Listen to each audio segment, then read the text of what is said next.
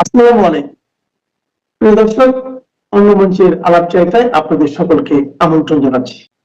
ধন্যবাদ আপনাকেও, আপনার দর্শকদের অনেক অনেক। আপনার দর্শকের টানে আর থাকতে পারলাম না আরকি। এখনো আমি নিশ্চিত যে নির্বাচন হচ্ছে না। কারণ এখনো ১২ তারিখ হইতে বেশ কয়েকদিন সময় আছে। এখনো বোধহয় ১২-১৩ দিন আছে। বহু কিছু ঘটে যেতে পারে। কারণ এই বাংলাদেশ সব সম্ভবের দেশ। আর যদি কোনো কারণে নির্বাচন হয়ে যায়, যে প্রিয় দর্শক আমাদের প্রশ্ন করেছেন সরকারকে, আওয়ামী লীগ বিনা এই নির্বাচন কোনো অবস্থাতেই টিকবে না। প্রশ্নই আসে না। কে স্বীকৃতি দিবে?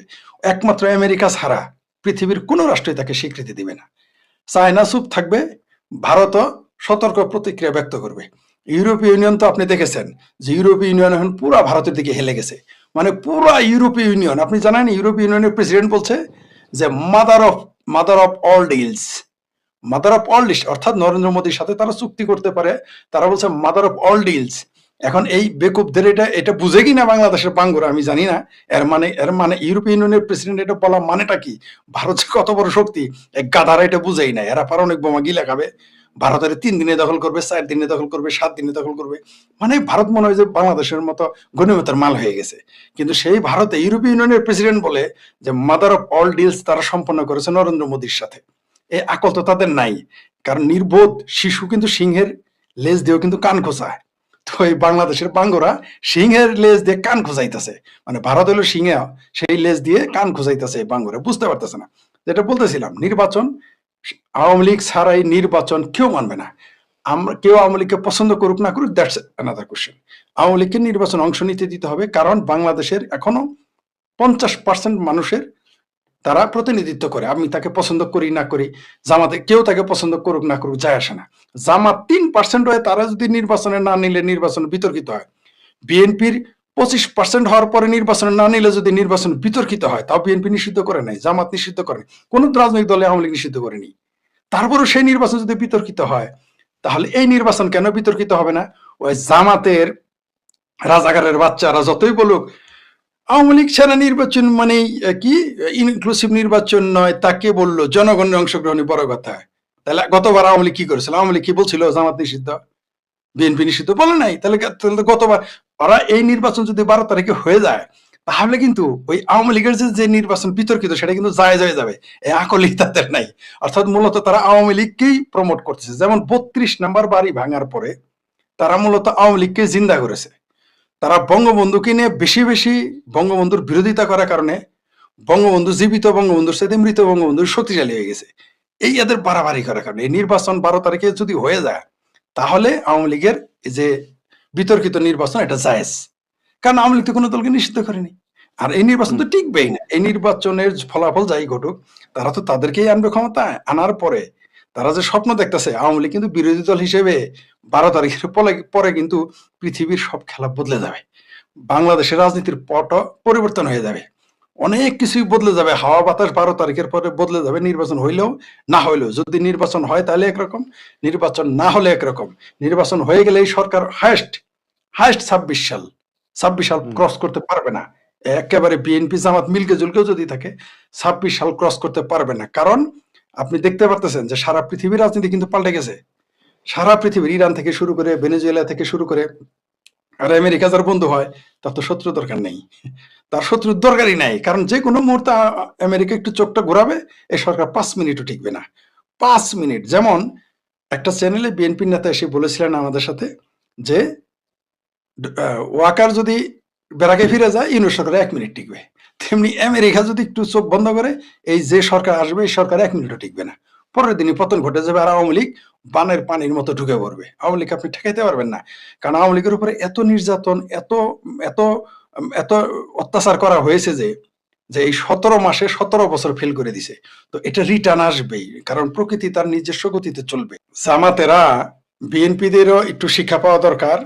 তাদের বোঝা উচিত যে তাদের শত্রুকে, আমি বারবার বলেছি, আমাদের বৃহত্তর ময়মনসিংহ বিভাগে, মানে বর্তমান বিভাগ ময়মনসিংহ অঞ্চলে যত হাঙ্গামা হয়, এমনকি আওয়ামী লীগ বিএনপি আওয়ামী লীগ বিএনপিতে, এর পিছনে ইন্ধন যোগায় এই জামাতেরা। এটা আমি কিন্তু এখন না, বারবার বলে আসছি, আপনার চ্যানেলে বলেছি, আমি লিখেছি বারবার। রেজাউল করিম হীরাকে শেরপুর থেকে গ্রেপ্তার করেছে, আপনার মনে আছে? আওয়ামী লীগের এমপি 80-র উপরে বয়স তাকে ধরে আনলো এই জামাতের ষড়যন্ত্রে। এটা বলার কারণে জামালপুর এক হিন্দু প্রতিবাদ করছে আমার বিরুদ্ধে। আপনি আমার ফেসবুক পোস্টে তো এখন ফেসবুকটা তো নাই, সে আমার সাথে বিতর্কে নামছে, কয় আমি নাকি মিথ্যা কথা বলতেছি। এই ষড়যন্ত্র করেছিল তখন জামাত বিএনপি কে দিয়ে সে আবার লিখছে আমার বাড়ি তো জামালপুর সদর, মনে হয় যে জামালপুর সদরে থাকলে সব জানে, অন্য কেউ থাকলে অন্য কেউ জানবে না, মানে চান্দের খবর নিতে গেলে চান্দে গিয়ে বাস করতে হবে। আমার বাড়ি হচ্ছে জামালপুর, এটা সে ভুলে গেছে। মানে সে বুঝাইতে চাইছে যে তার বাড়ির সদরে, আমার বাড়ির সদরের নিচে না জানে কি, তার জানা নাই যে সদরে আমাদের সরিষাবাড়ি যে রাজনীতির মূল কেন্দ্র, এটা তার ধারণাই নেই। যাই হোক, জামালপুর কেন্দ্র সেন্টার নিয়ে চিন্তা করে না, সরিষাবাড়ির উপরে জামালপুরের রাজনীতি নিয়ন্ত্রণ অনেক কিছু নির্ভর করে। যাই হোক, যেটাই রেজাল করিম হীরাকে, যিনি সাবেক এমপি মন্ত্রী ছিলেন বিএনপি আওয়ামী লীগের, তাকে যখন ধরে আনে এত বয়স্ক তার স্ত্রী সহ, তাকে ভূমিপুষ থেকে কি যেন জমি রেজিস্ট্রি করতে গেছিল, তখন কি কারণে যেন এটা নিয়ে আমরা কথা বলেছি সম্ভবত, এই ষড়যন্ত্র করেছিল বিএনপির, তখন খুশি হয়েছিল। আমি জানতাম বিএনপির সাথে লাগবে। আমি আবারও বলি, এমনকি বহু আগেও বলেছি যে একদিন এই দেশে বিএনপি নির্বাচনের শুধু তফসিল ঘোষণা করলে বিএনপি আর জামাতের যে মধুর প্রীতি, এই গাইঠে প্রীতি, এই প্রীতি কিন্তু আর থাকবে না। তো শেরপুরে একটা না, অনেক তো বেশি মরার কথা ছিল জামাতের, কারণ জামালপুরে জামাতের কোনো অস্তিত্ব নাই। লাথেউ স্টাইলে ব্রহ্মপুত্র নদী আর যমুনা নদীর তীরে ফেলানো উচিত। এই বদমাইশগুলো জামাতের এখানে 1500 কোটি টাকা পাবলিকের কাছ থেকে হাই হাই কোম্পানির মাধ্যমে নিয়ে নিছে। আপনি সার্চ দিলেই পাবেন, জামালপুর মাতারগঞ্জ লিখলেই পাবেন, জামালপুর লিখলেই পাবেন যারা কি করছে। এই যারা মারে তারা তো মেরেই নেয়, যারা হাই হাই করে যেন হাই হাই কোম্পানি, এই হাই হাই কোম্পানি জামাতের 3টা কোম্পানি প্রায় 1500 কোটি টাকা মেরে দিছে। এটি নিয়ে দেখবেন লাগাতার মিছিল মিটিং হয়েছে, এবং আপনার চ্যানেল আপনারা দেখাইছেন। তো ওই শেরপুর আরো বেশি মার খাওয়ার কথা ছিল জামাতের।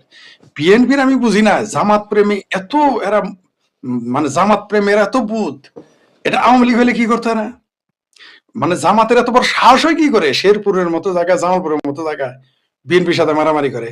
এই সাহসটা এটা কিন্তু আজকাল বিএনপি দিয়েছে, তার ফল তারা ভোগ করতেছে। এটা করতে হবে, কারণ এই সৈয়দ আশরাফের ভাষায় মৌলবাদী শক্তি কেবলমাত্র আওয়ামী লীগের শত্রু না, তার ভাষায় শুধু আওয়ামী লীগের শত্রু, আমার ভাষায় এটা বাংলাদেশের শত্রু, বিএনপির শত্রু, পুরো বাংলাদেশের শত্রু। আপনি দেখেন আজকে পাপিয়া কি বলছে, বিএনপির যে সাবেক এমপি এবং তার হাজবেন্ড হারুনুর রশিদ এমপি প্রার্থী, জামাতের এই বিএনপির এমপি কিন্তু অত্যন্ত ধার্মিক মানুষ, দেখবেন সারাদিনই সংসদে দ্বারা কোরআনের আয়াত তেলাওয়াত করে টুপি মাথায় দেয়, তারপরও তার বিরুদ্ধে জামাত যে সমস্ত কথা বলতেছে। আজকে পাপিয়া কি বলছে, এই যে কিছু সৈয়দ আশরাফ পাপিয়া, তিনি বলেছেন যে তামাকে যেমন ক্ষতিকর, জামাতে ইসলামও তেমন ক্ষতিকর। একেবারে জামাতের শরীর একটা পিত্তি চলে গেছে এই কথা শোনার সাথে। এই কথা তো সত্যি, তামাক না আফিমের চেয়ে বেশি ক্ষতিকর হলো এই এই এই জামাতের এই স্বাধীনতা বিরোধী শক্তি। এদের কিন্তু আশ্রয় প্রশ্রয় বিএনপি দিয়েছে, তাই তারা ভুক্তভোগী হবে, এটাই স্বাভাবিক। যেমন হেফাজতকে আজকারা দেওয়ার কারণে আওয়ামী লীগ ভুগতেছে না। আজকে দেখেন হেফাজত, জামাত কিন্তু বলে নাই শেখ হাসিনা ফাঁসি চাই, নাম নিয়ে বলে নাই, তারা বলছে আওয়ামী লীগের শাস্তি চাই হেন তেন। কিন্তু এই হেফাজত, যাকে গণজাগরণ মঞ্চ ভাঙ্গে আওয়ামী লীগ তাকে বুকে টেনে নিয়েছিল, এই হেফাজত কিন্তু এখন নাম ধরে বলে শেখ হাসিনা ফাঁসি চায়। আর আমরা যারা গণজাগরণ মঞ্চর কর্মী আছি, তারা কিন্তু এখন শেখ হাসিনার পক্ষে আমরা টোন হাই রাইজ করেছি, কথা পক্ষে বলতেছি। কিন্তু ওই যে হেফাজতকে 33 বিঘা জমি দেওয়া হয়েছে, যে হেফাজতকে আপনার হাসান মাহমুদ গলা নিয়ে প্রীতি করছে, গাইটে প্রীতি, যে হেফাজতকে শেখ হাসিনার দরজায় গিয়ে নিয়ে গেছেন, আওয়ামী লীগের সভানেত্রীর দরজায়, আওয়ামী লীগের দরজায়, সেই হেফাজত কিন্তু এখন শেখ হাসিনার ফাঁসি চায় নাম নিয়ে। কত বড় বেঈমানেরা। তো জামাত বলেন আর হেফাজত বলেন, মৌলবাদী শক্তি কোনোদিনই আওয়ামী লীগের বন্ধু ছিল না। আমি বারবার বলি, মোল্লা আর মিলিটারি কোনোদিনই আওয়ামী লীগের বন্ধু হইতে পারে না, না না, হতে পারে না। আমি জানি এই কথা শুনে আওয়ামী লীগের অনেক বন্ধু বান্ধব মনক্ষুণ্ণ হবে না আমার এই কথা শুনে। ভাই, আপনি আওয়ামী লীগে করেন, আপনার দায়িত্ব, আপনার যে এজেন্ডা, আপনি হয়তো এইভাবে বলবেন না। আমি তো ভাই কোনো দল করি না, আমাকে যা সত্য তা বলতে হবে, কারণ আমাকে জনগণের পক্ষে কথা বলতে। মোল্লা আর মিলিটারি কোনোদিনই মুক্তিযুদ্ধের পক্ষে ছিল না, ভবিষ্যতে থাকবে না। আপনি দেখেছেন, তাই বললো সবাই না, আমি বলতেছি না যে 100% মোল্লা 100% মিলিটারি না, কিন্তু 90% বা 95% বাদ থাকলো হাতে গোনা। হাতে গোনা কয়জন আর্মি, হাতে গোনা কয়জন মোল্লা হয়তো মুক্তিযুদ্ধের পক্ষে, কিন্তু 95% মোল্লা মিলিটারি অবশ্যই আওয়ামী লীগের পক্ষে, বাংলাদেশের স্বাধীনতার বিরুদ্ধে। তার সর্বশেষ প্রমাণ দেখেছেন মেজর আখতারুজ্জামান, বিএনপির চেয়ারপারসন, চেল চালায় জামাতে চলে গেছে, সেল চালায় জামাতে যোগ দিয়েছে। আবার তার আরেক, আপনি না ই করছেন, এগুলো দেখাইছেন নাকি সুসত্য পাঠক, যে তার আরেক পোলা গেছে কি হেফাজতে নাকি খেলাফতে। মানে সব মৌলবাদী দলে জামাতেরা বিএনপির মুসলমান মনে করেন, আওয়ামী লীগের মনে করে। এটা আমরা আওয়ামী লীগের বন্ধুদের বুঝাইতে পারি না। এটাই হলো আমাদের চীনের দুঃখ। আমরা যে বুঝাই এত, আরে ভাই আমরা তো এমপি মন্ত্রী হবো না, আসাদুজ্জামান নূর যে আওয়ামী লীগের এমপি হবে না, বাসে মেয়র হবে না, মন্ত্রী হবে না, আমিও হব না। কারা হবে ভাই? আপনারাই হবেন। আমাদের এই কথায় যদি ইউনূস সরকার পতন ঘটে, আওয়ামী লীগ ক্ষমতায় যায়, কথার কথা, আমাদের কথাই তো হবে না, সবার মূল্যতে হবে। কিন্তু কার লাভ হবে? ফায়দা তো আওয়ামী লীগের। আমরা কার বিরুদ্ধে বলতেছি? মৌলবাদী শক্তি কোনোদিনই আওয়ামী লীগের ঢাকিতে যাবে না। এটা আমি আওয়ামী লীগের লোকদের বুঝাইতে পারি না। এমনকি বিএনপি দ্বারা বুঝাইতে এখন কেমন লাগে, এই যে দেখেন মারামারি। আরো